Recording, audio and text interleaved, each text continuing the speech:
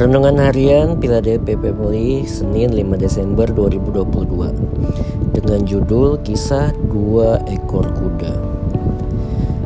Filipi pasal 2 ayat 5. Hendaklah kamu dalam hidupmu bersama menaruh pikiran dan perasaan yang terdapat juga dalam Kristus Yesus. Bacaan harian Filipi pasal 1 sampai pasal 4. Ada sebuah kisah nyata yang terjadi di India tentang dua ekor kuda yang bersaudara. Suatu hari salah satu kuda tersebut jatuh sakit sehingga memerlukan perawatan medis yang khusus di rumah sakit hewan. Petugas ambulan datang dan membawa kuda itu ke rumah sakit yang berjarak kurang lebih 8 km. Di tengah perjalanan, sesuatu yang tidak disangka terjadi. Saudara kuda yang sakit itu tengah berlari dengan panik mengejar ambulan. Dengan susah payah ia tetap mengikuti dari belakang.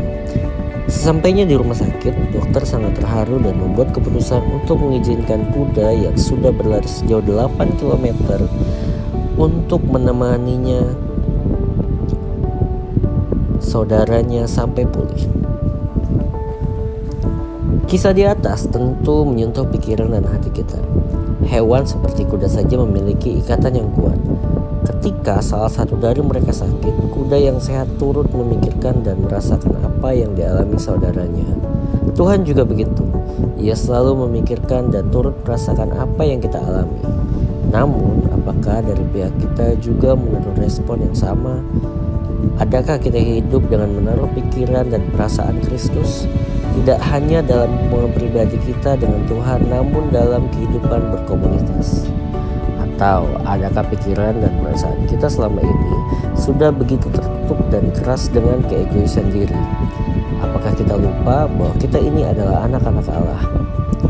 Bagaimana cara kita berpikir dan berperasaan itu tentunya sudah dengan sangat jelas berkiblat dari bagaimana pikiran dan perasaan Kristus.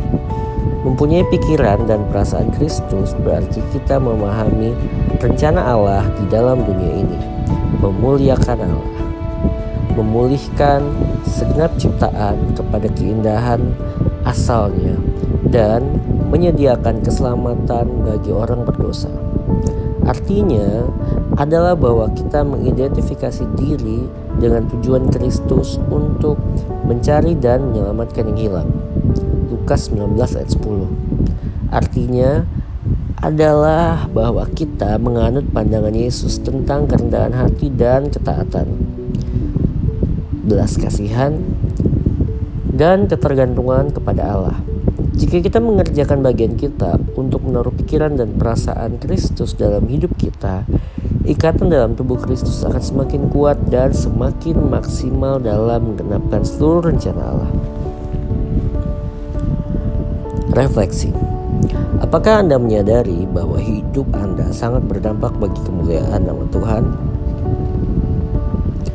Mari kita berdoa. Tuhan, kami mau menaruh pikiran dan perasaan-Mu dalam hidup kami secara pribadi dan berkomunitas. Jadilah kehendak-Mu, dipermuliakanlah nama-Mu. Amin. Power statement. Dimulai dari Anda dan berdampak bagi orang lain. Bersikaplah seperti Kristus.